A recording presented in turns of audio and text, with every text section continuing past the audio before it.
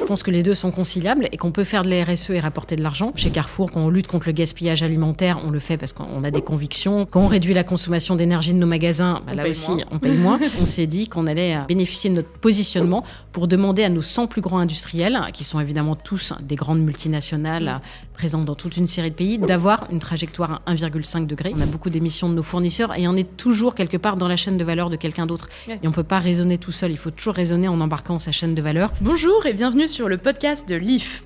Chez LIF, nous avons voulu créer un espace d'échange pour échanger des perspectives, des stratégies et des idées sur tout ce qui concerne la RSE pour les professionnels du secteur ou ceux qui s'y intéressent de près. Ce podcast a été produit par LIF Media et propulsé par Greenly, une solution qui permet aux entreprises de s'engager concrètement pour le climat. Greenly permet aux entreprises de mesurer leurs émissions de CO2 à travers le bilan carbone, l'analyse de cycle de vie, de réduire leurs émissions, trajectoire SBTi, et de se mettre en conformité, CSRD, CBAM et autres frameworks. On accompagne plus de 3000 clients à travers le monde, des entreprises de toute taille, de tout secteur d'activité. Alors, n'attendez plus pour rejoindre le mouvement des entreprises engagées.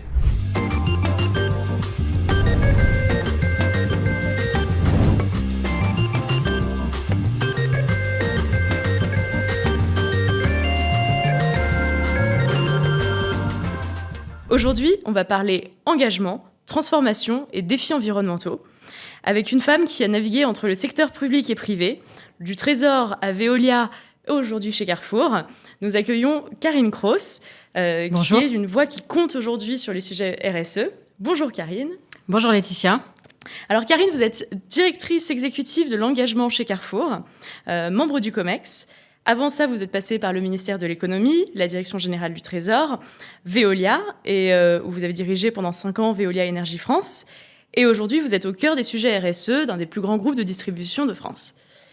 Merci déjà d'être avec nous. Merci à vous de m'avoir invitée. Bien sûr. Moi, ma première question, ça va être, est-ce qu'il y a eu un élément déclencheur, une rencontre, une prise de conscience qui t'a mené vers cette direction de la RSE ? Un élément déclencheur, non. Non, je pense que c'est le fait d'avoir travaillé chez Veolia. Voilà, j'ai travaillé 10 ans chez Veolia, qui voudrait être le champion de la transformation écologique et qui l'est. Et c'est vrai que chez Veolia, en fait, tous les métiers ont quasiment par définition un impact RSE. Les 3 métiers de Veolia, c'est l'eau, la gestion de l'eau, la valorisation des déchets, l'efficacité énergétique, c'est-à-dire pas le fait de vendre de l'énergie, mais d'améliorer la réduction de la consommation d'énergie. Donc en fait, je pense que c'est le fait d'avoir travaillé chez Veolia, c'était un peu une infusion lente qui m'a sensibilisée à ces sujets, les sujets vraiment très environnementaux quelque part. Et puis je pense que mon passé de fonctionnaire, parce que j'avais travaillé 10 ans à Bercy avant, m'avait davantage sensibilisée, même si c'était une direction financière, j'étais au Trésor, à tous les sujets aussi davantage sociétaux qui sont ceux qu'on gère quand on est un fonctionnaire de l'État. Donc je pense que c'est un peu une infusion lente dans mon parcours, que ces sujets étaient importants pour nos sociétés, pour nos activités. Donc c'était une infusion lente plus qu'un élément déclencheur. À un moment où j'ai dit, tiens, ça y est, c'est un sujet important et un sujet d'avenir. Ok, intéressant. En fait, c'est un peu comme si Veolia, c'était le E de ESG et que le Trésor et l'administration, c'était le S et le G, quoi. Voilà. Alors, je sais qu'on considère rarement que Bercy, c'est le S de ESG, mais quand même, je pense que, voilà, moi, j'ai passé l'ENA, qu'on veut intégrer la fonction publique. Généralement, c'est qu'on veut servir, qu'on veut avoir un impact un peu sociétal, social. Donc, voilà, c'est la fibre de fonctionnaire qui fait le S et le G aussi, parce qu'à Bercy, on passe beaucoup de temps sur les sujets de gouvernance. Voilà, le S et le G de ESG. Et voilà tout ESG. Exactement, voilà. Super. Et alors, qu'est-ce qui a changé dans ta façon de faire du business, entre ton passage entre le privé et le public ? Alors moi, je pense que c'est peut-être pas tant entre le public et le privé qu'au fil des années. Voilà, ça fait bientôt 20 ans que je travaille. J'ai commencé en 2005. Et je me faisais la réflexion que je pense qu'il y a davantage de crises désormais qu'il y a 20 ans. En tout cas, il y a une accélération du rythme des crises. Moi, j'en suis à peu près convaincue. J'ai vécu la crise de 2008, la crise financière quand j'étais à Bercy. Donc, j'ai vu toute l'administration qui se mobilisait. J'ai vécu la crise climatique, mais comme on la vit tous, comme on la voit tous au quotidien. Mais je pense qu'on l'a plus vu au tournant de 2015, les accords de Paris, la prise de conscience. Bon, j'ai vécu le Covid, comme nous tous. J'ai vécu l'Ukraine. Je venais d'arriver chez Carrefour. Ça faisait 3 semaines que j'étais chez Carrefour. Et évidemment, ça a eu un impact sur le fait que la guerre est revenue aux frontières de l'Europe. Nous, il y a eu un impact sur le prix des matières agricoles. Donc, je pense qu'il y a une succession de crises qu'on avait peut-être moins dans les 20 ou 30 ans d'avant. Donc moi, c'est ça qui change, je pense, dans mon métier aujourd'hui. Chez Carrefour, comme dans toute entreprise, je pense que tous les dirigeants doivent être davantage sensibilisés au fait qu'on a des crises de plus en plus nombreuses et de plus en plus graves aussi, et qu'il y a une forme d'agilité du dirigeant dans le business à anticiper, si on y arrive, et c'est pas toujours le cas, en tout cas de gérer ces crises. Donc moi, c'est ce qui m'a marqué un peu dans le 20 ans après, qu'est-ce qui a changé. Il y a ce sujet-là, et puis je pense qu'il y a le sujet aussi de la place des femmes en entreprise, qui n'est pas le même qu'il y a 20 ans. Demain, c'est la journée de la femme. J'ai fait toute une série d'événements depuis hier autour du sujet de l'égalité et de la parité. Et je pense que toutes, en tout cas les femmes de mon âge, j'ai 45 ans, on se dit que le monde a changé en positif pour les femmes depuis 20 ans. Il y a moins de remarques sexistes au bureau, voire il n'y en a plus. Il y a davantage de sujets liés à l'égalité homme-femme, la promotion des cadres dirigeantes, l'égalité salariale. Il y a aussi tous les sujets de santé pour les femmes. Alors nous, évidemment, chez Carrefour, on est très en pointe sur ces sujets et on pourra y revenir. Mais je trouve que le monde a changé en bien pour les femmes dans le monde du travail depuis 20 ans. Ouais. Et tout ça, c'est ce que vous disiez avant sur la résilience, en fait, et comment on subit ces chocs, enfin, comment on survit justement à toutes ces crises. Et c'est un peu ça la RSE. Et c'est ça la RSE, parce qu'en effet, moi, je milite, et c'est vraiment une conviction forte que la RSE est parfois caricaturée.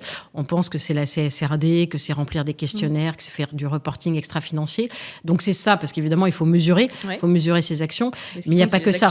Dans la RSE, il y a le fait de changer les business models, et puis d'apporter de la résilience. Parce que quand on voit, en effet, nous, on a des supermarchés qui ont été inondés récemment, quand on voit les incendies à Los Angeles, il y a quand même aussi tout un sujet d'adaptation au risque climatique qui est majeur. Et aussi dans tous les autres sujets, le S2SG, de continuer à attirer des talents. Donc voilà, dans la RSE, il y a un sujet résilience qui, à mon avis, malgré ce qu'on voit aux États-Unis en ce moment avec un certain nombre de remises en cause, continue à être un sujet d'avenir et de plus en plus avec l'accélération des crises. Et puis on oppose souvent performance commerciale et RSE. Est-ce que toi, tu as déjà eu besoin de choisir entre les deux ? Je pense que les deux... Alors, je pense que les deux sont conciliables et qu'on peut faire de la RSE et rapporter de l'argent. Par exemple, chez Carrefour, quand on lutte contre le gaspillage alimentaire, on le fait parce qu'on a des convictions, parce que c'est bien pour la planète, évidemment, de moins gaspiller ce qu'on a produit. Ça nous permet aussi de rapporter du chiffre d'affaires additionnel. Ouais. Quand on réduit la consommation d'énergie de nos magasins, là aussi, on paye moins. Donc, il y a quand même toute une série de sujets ESG qui créent de la valeur. Et puis, il y a aussi ceux qui coûtent de l'argent avec le dilemme récurrent de est-ce que c'est nécessaire, est-ce que ça en vaut la peine, comment on concilie ça avec la contrainte financière. Mais j'allais dire pas forcément plus que d'autres sujets. Quand nous, on fait du remodeling de magasins chez Carrefour, il y a toujours un sujet de est-ce qu'on le fait, est-ce que c'est rentable ou pas rentable. Il n'y a pas une activité dans une entreprise qu'on fait en se disant allez, c'est grand ouvert, les vannes sont ouvertes, on le fait. On se pose toujours la question de la rentabilité. Donc je pense que la RSE est un sujet différent. Ça contraint à modifier les business models, ça change les habitudes. Il y a des gens que ça perturbe, il y a des gens qui n'en veulent pas. Et donc souvent pour la RSE, peut-être plus que d'autres, on se pose la question de est-ce que c'est nécessaire, est-ce que c'est utile, est-ce que c'est rentable. C'est pas le cas pour tout. Il y a plein d'exemples de RSE qui rapportent pas forcément d'argent tout de suite. Au moins pas sur le court terme. Mais c'est nécessaire de se poser la question et ça me semble sain comme plein de décisions d'entreprise où parfois on hésite à investir des capex très lourds parce que c'est du long terme, qu'il n'y a pas tout de suite un retour sur investissement.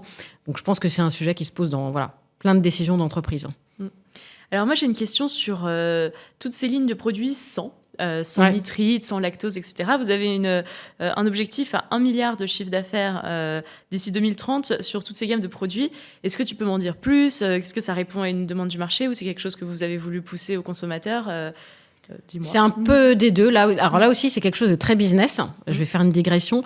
Mais on s'est inspiré de ce qu'on a déjà fait sur les produits végétariens. On a lancé une initiative sur les produits végétariens, sans viande en 2022, parce qu'on est convaincu qu'il y a de plus en plus de jeunes, notamment, qui sont soit flexitariens, soit qui veulent devenir végétariens.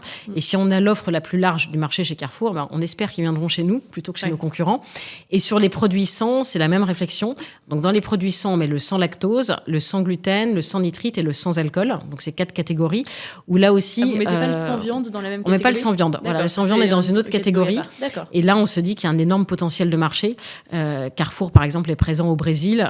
Au Brésil, dans un supermarché, il y a des rayons entiers de produits sans lactose.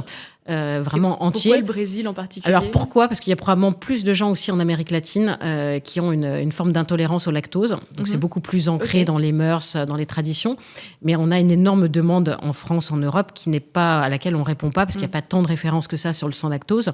Le sans nitrite, je suis convaincue aussi que c'est une tendance de marché énorme. Quand on regarde d'ailleurs les producteurs de charcuterie, ils le disent, c'est le segment qui est en augmentation, parce que les gens ont compris quand même que les nitrites, c'est quand même assez cancérigène, et les gens veulent avoir des produits sans nitrite. Donc là, l'idée, évidemment, c'est de concilier nos engagements RSE et en même temps de permettre à des gens de venir chez Carrefour, parce qu'on aura plus de références que les autres. Et donc l'idée, c'est de se fixer un objectif en termes de chiffre d'affaires, ce qui impose évidemment, parce qu'on reporte chaque année sur le KPI et sur les chiffres d'affaires, de développer l'offre de produits chez nous, de la mettre au bon endroit dans les rayons, de faire une signalétique dédiée. Et donc c'est vraiment un moyen de pousser une offre de produits qui est pour nous un produit d'avenir. On en est absolument convaincus. Le sans alcool, c'est le cas aussi. Le sans gluten, enfin, c'est vraiment des catégories qui montent. Et on est convaincus que les consommateurs, pour l'instant, ne trouvent pas l'offre, la largeur d'offre qu'ils voudraient sur ces produits. Et alors du coup, vous devez engager vos fournisseurs pour aller dans ce sens-là. Et il y a une initiative en particulier sur vos 100 plus gros fournisseurs que vous avez encouragé, ou si ce n'est dire obligé, à avoir une stratégie à 1,5 degré d'ici 2024 à 2026. Est-ce que vous pouvez nous en dire un peu plus ? Alors ça, c'est une initiative qui nous tient énormément à cœur. On s'est dit qu'il fallait qu'on bénéficie de la position de Carrefour dans l'écosystème. C'est-à-dire qu'on vend quand même quasiment 100 milliards de produits chaque année. On est très présent dans cet écosystème de la grande distribution. On s'est dit qu'il faut qu'on en tire bénéfice pour essayer de réduire notre empreinte carbone. Alors chez Carrefour, on a les émissions directes, qui sont celles de nos magasins. Et puis on a nos émissions indirectes, qui représentent 98% du total, et qui sont celles des produits qu'on vend en magasin. Donc dans le bilan carbone de Carrefour, vous avez le bilan carbone de la canette de Coca-Cola, du pot de Nutella, de tout ce qu'on peut vendre en magasin. Et donc on s'est dit qu'on allait bénéficier de notre positionnement pour demander à nos 100 plus grands industriels, qui sont évidemment tous des grandes multinationales présentes dans toute une série de pays, d'avoir une trajectoire à 1,5 degré. Donc ça, on l'a annoncé fin 2022 et on leur laisse 4 ans jusqu'à fin 2026 pour avoir une trajectoire à 1,5 degré. Et s'ils ne le font pas, on les sortira de nos magasins fin 2026 avec donc un mécanisme assez coercitif. Et donc, l'idée, c'est que tous les 6 mois, on regarde quel est le nombre de fournisseurs dans notre top 100 qui a adopté une trajectoire 1,5 degré ou pas. Et donc, pour l'instant, on progresse régulièrement. On a doublé le nombre de fournisseurs depuis qu'on l'a lancé. Donc, on est en ligne pour atteindre quasiment les 100%.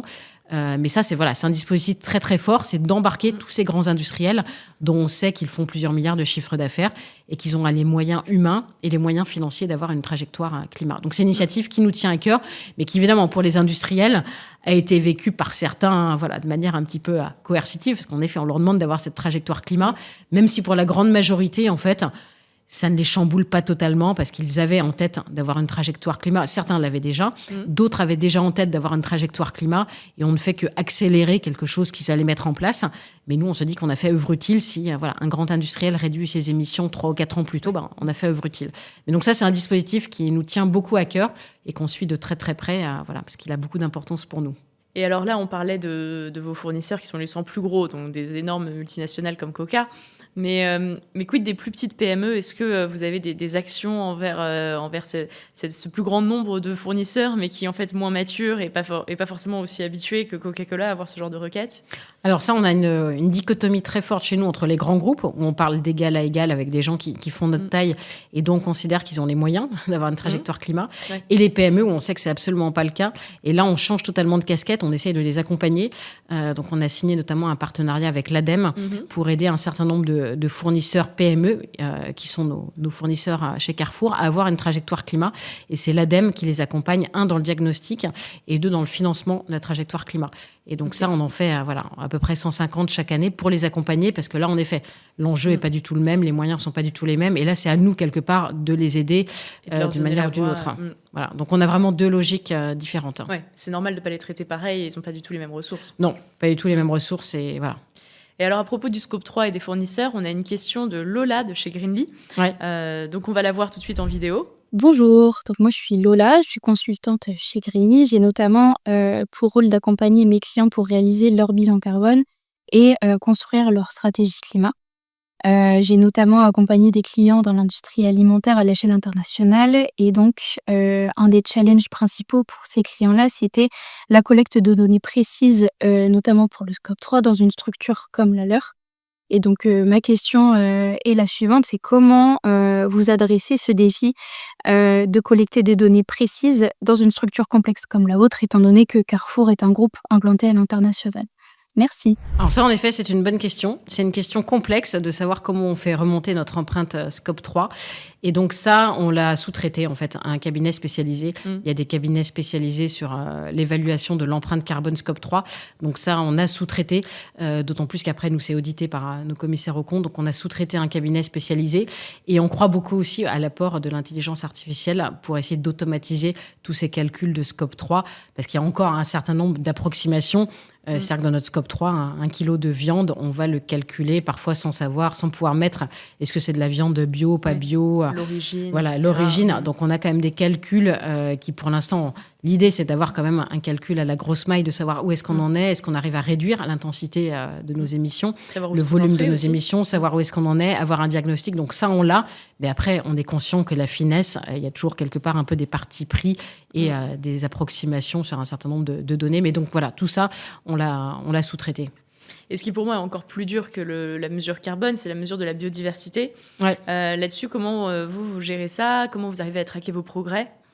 Alors ça, justement, on va bientôt lancer un indicateur de biodiversité parce qu'on était un peu frustrés, autant sur le climat. Bon, il y a le Scope 3 qui reste encore un sujet parfois un tout petit peu avec un certain nombre de calculs. Mais pour le reste, une tonne de CO2, tout le monde sait ce que c'est. 1 kWh, tout le monde sait ce que c'est. Sur le Scope 1, le Scope 2, c'est des choses vraiment très, très précises. Tout le monde sait pas ce que vous Tout le monde êtes sait pro. pas ce que c'est.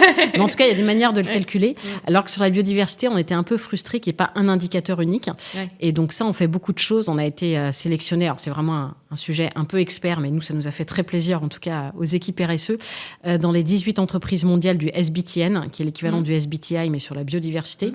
Donc il y a 18 entreprises qui sont consultées pour essayer de définir les standards en termes de biodiversité. Et nous, en interne, on publiera bientôt un indicateur de biodiversité, qui est un indicateur synthétique de toute une série de KPI pour avoir un outil de mesure. Parce que c'est vrai qu'on n'en a pas parlé, mais sur la RSE, il y a quand même il y a un besoin de mesure. Si on veut pouvoir s'améliorer, c'est comme un sprinter, il doit savoir combien il fait aux 100 mètres. Ouais. S'il ne le sait pas, même si la calcul est un tout petit peu faux, il a besoin de savoir combien il fait pour savoir si ça s'améliore ou pas. Et donc voilà, sur notre Scope 3, on sait à peu près où est notre empreinte carbone pour savoir si on s'améliore ou pas. Et donc, indicateur biodiversité, on sortira aussi bientôt un indicateur qui servira de base pour savoir après si on s'améliore ou pas sur la biodiv. Et vous l'avez développé en interne, l'indicateur? On l'a développé en interne et là aussi avec l'aide de partenaires spécialisés, notamment le WWF. Et alors maintenant, si on regarde du côté des clients, des consommateurs que vous voyez tous les jours chez Carrefour, on pense souvent le durable, c'est trop cher. Est-ce qu'il y a besoin de beaucoup de travail pour concilier prix et ESG? Oui. Je pense que la réponse est oui. Parce qu'on a un consommateur qui est quand même soumis à une contrainte de pouvoir d'achat. Dans tous les pays où on opère, il y a quand même eu l'inflation qui est passée par là. On a un consommateur qui est plus sensible au sujet de pouvoir d'achat et qui a plus de contraintes. Et puis 2, il faut être honnête, souvent les produits plus vertueux coûtent aussi plus cher à produire, souvent parce qu'il y a parfois moins de rendement sur le bio, sur l'agroécologie. Donc il y a souvent aussi au départ un sujet de prix. Et donc c'est là où c'est la beauté de notre job à nous, d'essayer de voir aussi comment on réduit le prix entre une alternative, j'allais dire vertueuse, et une alternative durable. Et donc ça, nous on croit beaucoup aux coalitions d'industriels pour travailler à plusieurs sur un projet et essayer de massifier les volumes. Parce que quelque part, le fer de lance de la grande distribution, c'est aussi d'avoir des volumes, de massifier les volumes pour baisser les prix. Et donc, typiquement, par exemple, sur les produits vegan dont je parlais tout à l'heure, on a lancé une coalition avec 20 industriels. Donc, au départ, ils étaient 12, maintenant, ils sont 20, pour nous aider à développer des produits et à essayer de développer les ventes et de réduire les coûts. Et sur les produits sans, c'est pareil, on fait ça avec une coalition d'acteurs aussi pour nous aider à rendre le produit accessible aux consommateurs, l'aider sur des idées de recettes. Alors là, c'est plutôt sur les produits vegan, mais d'essayer vraiment de démocratiser les produits, parce que la clé de l'équation, c'est d'avoir davantage de volume pour pouvoir baisser les prix. Voilà. Il y a vraiment une courbe où au départ, les produits coûtent un peu plus cher, mais après, on va essayer d'en réduire le prix. Et alors, quand vous avez... Et sur le vegan, c'est le cas. Maintenant, on est assez content. On a toute une série de produits végétariens, par exemple des boulettes, des falafels, qui sont au même prix que l'alternative carnée. Et donc ça, c'est une grande satisfaction. Est-ce que vous avez réussi à atteindre ces niveaux de volume déjà aujourd'hui? Oui. Sur les produits végétariens, on y est sur toute une catégorie de segments de produits, pas tous, mais il y en a toute une série, on est à prix équivalent. Et donc là, maintenant, pour le consommateur, c'est neutre, parce qu'on est convaincu que sur tous ces produits, il faut que ce soit neutre aussi pour le consommateur. Oui. Et alors, quand on pense durabilité aussi, on pense consommer moins. Ouais. Est-ce que vous poussez cette logique parce qu'il vient un peu contre votre intérêt de distributeur? Alors, on le pousse sur toute une série de sujets. Par exemple, le vrac, qui permet aussi de consommer moins, de consommer un peu plus juste. Et puis, on le pousse aussi sur un sujet qui est un peu périphérique sur le consommer moins, mais qui est quand même assez lié, qui est celui de la lutte contre le gaspillage alimentaire. Oui. Parce que ça, c'est vraiment un combat sur lequel on a toute la maîtrise, toute la main. Et donc, ça, on agit beaucoup pour limiter le gaspillage alimentaire, ce qui est aussi une manière de consommer moins. Qui va de... on a des applications pour que, par exemple, vous allez prendre le chef de rayon à boucherie dans un magasin chez Carrefour. Il a une application pour commander sa viande au plus juste, sa viande ou alors ses brochettes l'été, quand il y a des saisons de barbecue. On n'a pas la même consommation, le même débit, un jour de semaine et un jour de week-end chez Carrefour. Donc déjà, on essaye d'optimiser la commande de viande. Et puis après, d'avoir toute une série de dispositifs en magasin, avec notamment les produits à date courte, pour essayer de vendre nos produits de manière soldée quand ils s'approchent de la date d'expiration. Et puis après aussi tout ce qui est les partenariats avec, notamment nous, c'est Too Good To Go, les paniers anti-gaspi. Et puis si jamais on n'avait pas réussi à vendre, d'essayer après aussi que ça serve soit pour des associations, par exemple, le pain rassis, par exemple, on peut le donner pour les élevages d'animaux, ça peut leur servir aussi, soit aussi d'incinérer les déchets sous forme d'énergie et de les réinjecter dans des réseaux de valorisation d'énergie. Donc en fait, on essaie d'avoir toute une boucle vertueuse pour limiter le gaspillage alimentaire. C'est notre manière à nous de répondre à se consommer moins aussi. Ouais, et il y avait l'anti-gaspi alimentaire, mais il y a aussi l'anti-gaspi papier. Ouais. Vous avez arrêté les prospectus. Ouais. Donc ça vous a fait économiser 15 000 tonnes Exactement. de papier par an, c'est ça ? Ouais. Et ça a été, c'était compliqué ou alors finalement c'était plutôt bien pris parce qu'à l'heure du digital, c'est pas tellement un sujet ? Ça a été à la fois bien pris par toute une série de clients et en même temps, on a des clients qui étaient habitués à leur prospectus papier et qui en effet... donc on a essayé de faire beaucoup de pédagogie en effet autour de la suppression des prospectus. Vous influencez en fait un peu les consommateurs. Alors on essaie d'influencer. Il y a des sujets auxquels on croit avec mes équipes, par exemple celui de la consigne. En France, la consigne est assez peu développée, alors qu'elle l'est beaucoup plus dans les pays nordiques, dans toute une série d'autres pays. Donc ça, on y croit. Justement, on met de l'argent pour développer la consigne, même si c'est pas toujours encore tout à fait rentable. Et on essaye de le faire là aussi avec des grands industriels, parce que notre conviction, c'est que la consigne, il faut le faire sur des produits mass market. Donc on l'a relancé avec Coca et Heineken, parce qu'on s'est dit, c'est des produits iconiques du quotidien, avec Nutella aussi. Donc on essaye de relancer la consigne. On y croit beaucoup, même si pour l'instant, on voit bien qu'encore, on a des chiffres relativement modestes. On fait un peu moins de 300 millions de chiffres d'affaires sur le vrac, la consigne et le réemploi. Donc, c'est pas encore énorme, mais ça, on le pousse. On pousse toute une série d'innovations auxquelles on croit. Le do-it-yourself, par exemple, ça aussi, c'est un sujet auquel on croit beaucoup. Le do-it-yourself, le bricolage ou... Non, alors le do-it-yourself, par exemple, sur sa lessive, sur les produits ménagers, de le faire soi-même avec des produits bruts. Donc déjà, ça permet de limiter aussi le nombre d'ingrédients, de limiter la consommation. Donc ça, on pousse ces sujets-là où on sait qu'ils ne sont pas encore matures en magasin. Le vrac aussi. On a des rayons vrac dans tous les magasins Carrefour, même si on a probablement moins de ventes que sur d'autres produits classiques. Mais tous ces sujets-là, on considère que c'est notre responsabilité de les pousser aux consommateurs. Et comment concrètement, vous allez... pousser un consommateur à prendre du vrac, par exemple, c'est simplement parce que vous avez le rayon qui est là, ou alors vous allez faire des communications spécifiques? C'est un mélange des deux. Un, c'est l'existence du rayon, parce que déjà, c'est un effort d'avoir le rayon quelque part vrac. Et deux, c'est beaucoup de pédagogie, de communication, en effet, autour du vrac. Beaucoup d'opérations en magasin et de pousser. Voilà, nous, on croit beaucoup à la signalétique dédiée sur tous nos sujets pour pousser des produits et qu'ils soient visibles des produits ou des nouveaux modes de consommation. Dans les nouveaux modes de consommation, on croit aussi beaucoup à la consommation solidaire. Donc ça, c'est vraiment un de nos fers de lance, un élément distinctif chez Carrefour. Donc on commercialise par exemple les cafés joyeux depuis un an et demi. On a été les premiers à lancer Ramdam Social, par exemple, qui veut être mon associé il y a 2 jours. Donc Ramdam Social, si vous achetez un paquet de chips ou de cookies, vous avez automatiquement un don pour une personne qui vit dans la rue, un don d'un repas chaud. Donc ça, c'est des produits auxquels on croit beaucoup. Ils font aussi la précarité menstruelle, des serviettes hygiéniques Ramdam qui sont au même prix que des serviettes hygiéniques classiques. Et vous avez le don de protection pour des femmes qui vivent dans la rue. Donc on croit beaucoup aussi à ces produits solidaires. Et donc là aussi, c'est notre responsabilité à nous de leur faire une place dans les rayons, de les mettre en avant, de communiquer, de faire des opérations dédiées. Donc ça, on pousse toute une série de produits qui nous semblent être les produits vertueux de demain. Et alors, si demain je rentre dans un Carrefour, quelles seront les premières initiatives qui me frapperont ? J'espère que ce qui vous frappera le plus, c'est Act for Food. Parce que Act for Food, c'est notre programme ombrelle qui regroupe tous ces sujets. Act for Food, c'est la transition alimentaire pour tous. Donc l'idée, c'est de dire qu'on a tous droit à des produits de qualité, donc des produits vraiment de qualité, durables pour la planète et à prix accessible. Et donc ça, Act for Food, c'est vraiment notre programme qui regroupe toutes les actions qu'on fait au quotidien. Et donc on a un dispositif en magasin pour montrer ces produits Act for Food, les rendre visibles du client et qu'il se rende compte que quand il va chez Carrefour, il y a un univers différent des autres. Et d'ailleurs, évidemment, tout ça, c'est les promesses n'engagent que ceux qui les écoutent. On essaie aussi de mesurer ce programme Act for Food. Et donc, chaque année, on interroge, selon les années, entre 3 et 4 millions de clients Carrefour pour leur demander s'ils pensent que Carrefour les aide à mieux manger. Et on a une réponse quand même positive à plus de 70%. Donc, ça nous conforte dans le fait que les clients le voient, qu'ils voient notre programme Act for Food en magasin. Ok, c'est super de mesurer ça par des sondages parce qu'il y a quand même beaucoup d'initiatives. Il y a beaucoup d'initiatives, on a besoin de KPI. Nous, c'est vraiment le nerf de la guerre, c'est les KPI, c'est la mesure, avec toujours une mesure qui n'est pas faite par nous, mais par des tiers extérieurs, la mesure de nos actions, parce que c'est le seul gage de savoir où est-ce qu'on en est et de savoir si on progresse ou pas. Et d'ailleurs, chez Carrefour, vous avez aussi lancé des jours d'absence pour l'endométriose. Donc, ça fait partie de tout ce que tu me disais, tes combats autour de la place de la femme, etc. Pourquoi cette cause en particulier qu'est-ce qui a fait que vous l'avez choisie parmi d'autres ? Alors, qu'est-ce qui a fait qu'on l'a choisi ? On a 150 000 femmes chez Carrefour.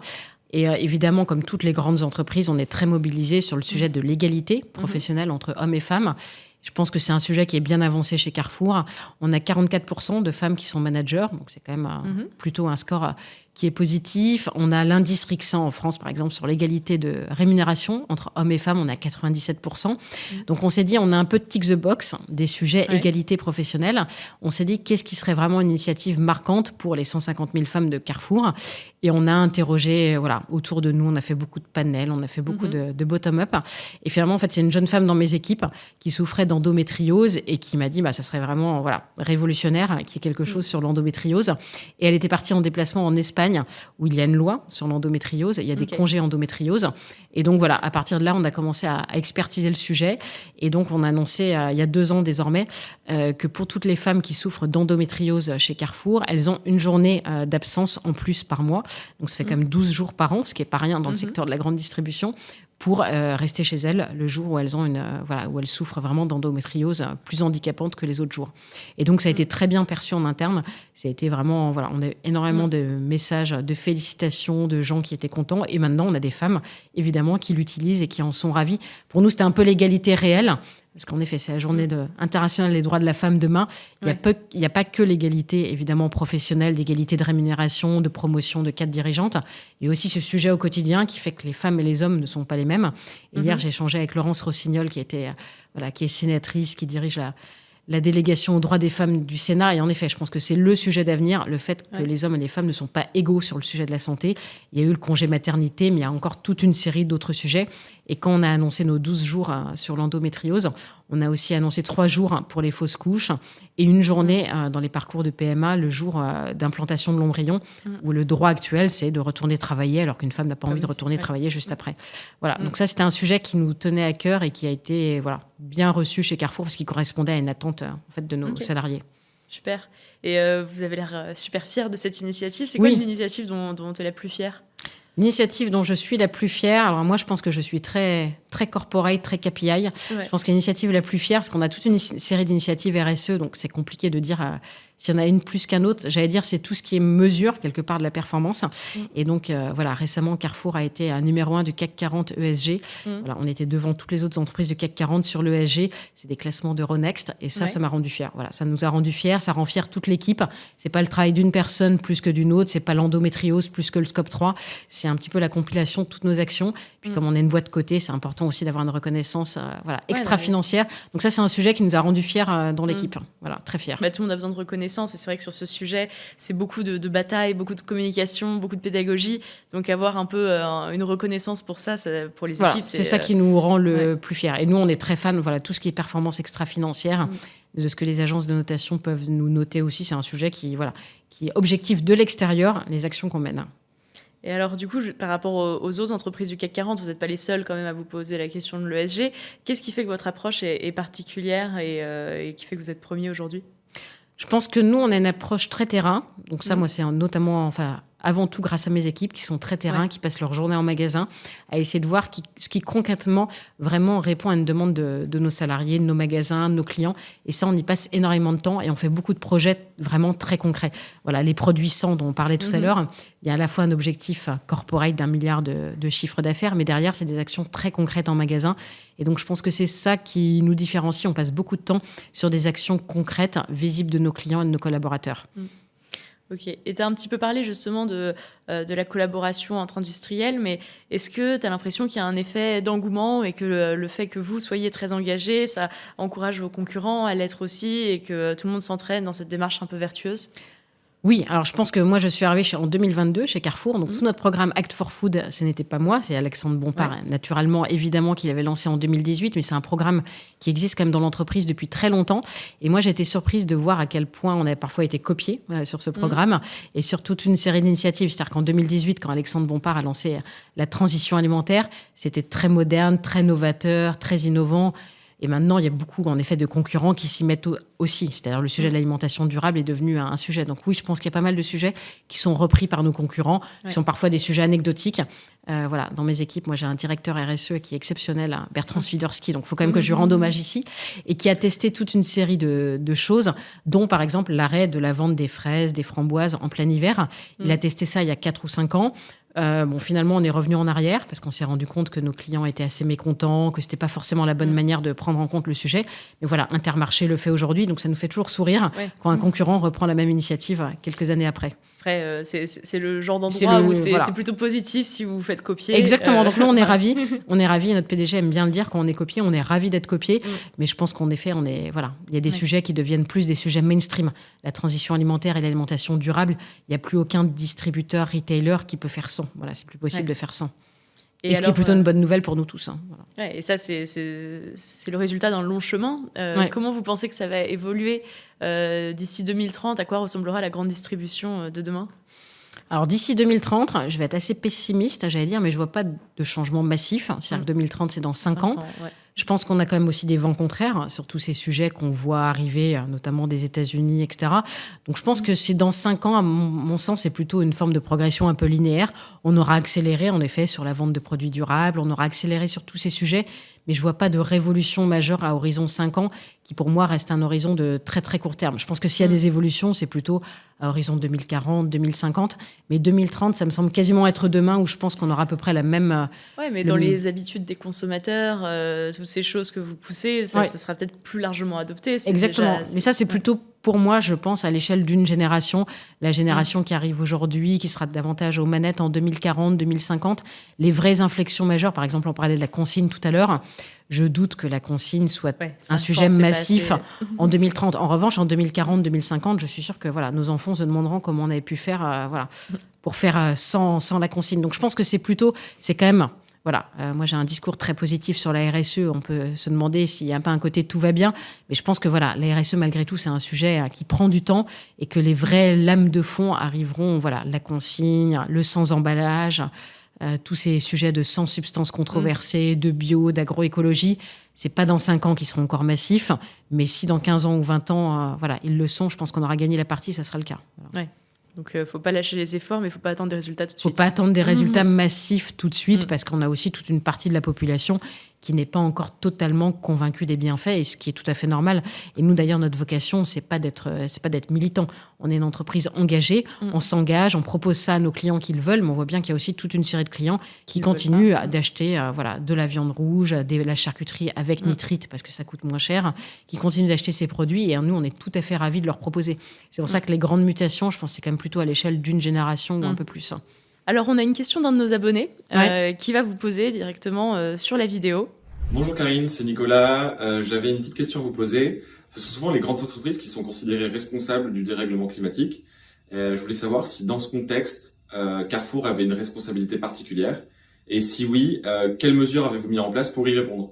Merci. Il y a un sujet déjà de taille. Évidemment, plus on est gros, plus on émet de CO2. Évidemment, une grande entreprise, Carrefour fait 94 milliards de chiffre d'affaires, émet plus qu'une petite entreprise dans le même secteur. Ça, c'est assez évident.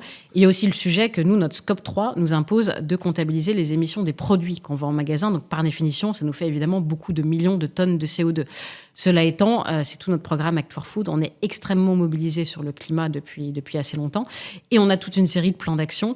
Alors, par exemple, sur les scopes 1 et 2, on a une trajectoire 1,5 degré avec différents jalons, dont un jalon à moins 50% en 2030 et qu'on a quasiment atteint fin 2024. On est à moins 48%. Et ça, on le fait en réduisant la consommation d'énergie de nos magasins, en installant des panneaux photovoltaïques, en concluant, par exemple, des accords, des PPA, des accords d'achat d'électricité verte sur le long terme.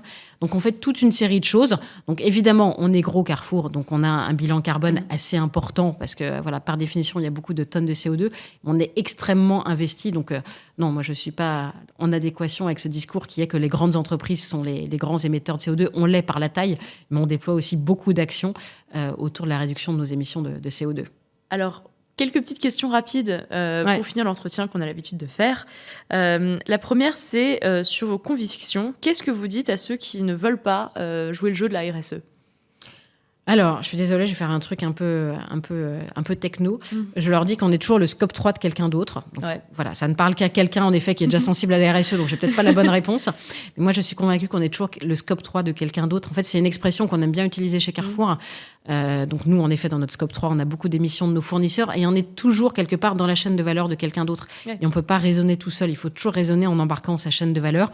Et c'est, si on fait un peu c'est le cas dans tous les sujets. Dans un sujet RH aussi, on a toujours une équipe à embarquer. Donc, il y a toujours un peu ce sujet on est toujours le scope 3 de quelqu'un d'autre. Il faut toujours embarquer les gens et on ne peut rien faire seul. Et je pense que la RSE, c'est encore plus le cas que dans d'autres domaines d'activité. Il faut réussir à embarquer. Voilà. Donc, ce que je leur dis, c'est qu'on est toujours le scope 3 de quelqu'un d'autre. Et même si on n'est pas convaincu, il faut se dire qu'on fait partie d'une chaîne de valeur, une chaîne d'approvisionnement, une chaîne humaine où on a tous besoin d'apporter notre pierre à l'édifice. Et est-ce que vous avez une inspiration littéraire sur le sujet de la RSE ? Pas du tout. Alors, pas du tout. Je pense que c'est un sujet qui se vit, qui se ressent, qu'on a tous plus ou moins de conviction, d'envie de changer.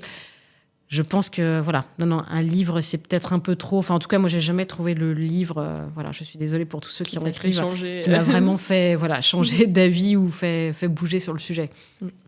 Ta vision de l'avenir en un mot ? Optimiste. Je pense qu'il faut être optimiste envers et contre tout, qu'on a quand même plutôt un environnement anxiogène, en effet, avec les crises, avec ce qui se passe dans tous les pays du monde, mais qu'il faut rester optimiste, c'est quasiment un devoir. Voilà, un devoir d'être optimiste envers et contre tout. Oui, c'est sûr que pour être dans la RSE, c'est ce qui revient souvent dans nos échanges avec d'autres directeurs RSE ici, c'est l'optimisme et la capacité à engager, c'est ça qui fait le métier, quoi. Qui fait le métier, parce que sinon on abdique, il y a trop d'obstacles, trop de difficultés. On en a peut-être moins parlé aujourd'hui, mais il y a quand même aussi toute une série de difficultés, d'obstacles, de gens qui ne sont pas convaincus, de leviers, de difficultés à lever. Donc je pense qu'il faut rester fondamentalement optimiste. Super. Et alors, si tu étais présidente demain, quelle serait ta première bataille ? Alors, je pense que quand j'avais 6 ou 7 ans, je rêvais d'être présidente de la République. Et je vivais à Brest à l'époque et je trouvais la ville assez triste. Et j'avais envie de repeindre toutes les maisons en rose. Mais je pense que voilà, c'est un peu un rêve d'enfant, mais qui reste. C'est-à-dire que je pense qu'un président de la République doit donner justement de l'optimisme, de la confiance en l'avenir, de l'envie de voir les choses de manière positive. Donc voilà, je réponds pas vraiment à la question, mais je pense que c'est un peu repeindre les maisons en rose. Il faut redonner de la confiance dans l'avenir. Je trouve que c'est ça qui manque parfois un peu dans nos sociétés, la confiance en l'avenir, malgré, voilà, sans être une blanche colombe, malgré un contexte qui est quand même anxiogène au quotidien. Et qu'on voit dans les jeunes générations, il y a besoin de redonner foi dans l'avenir.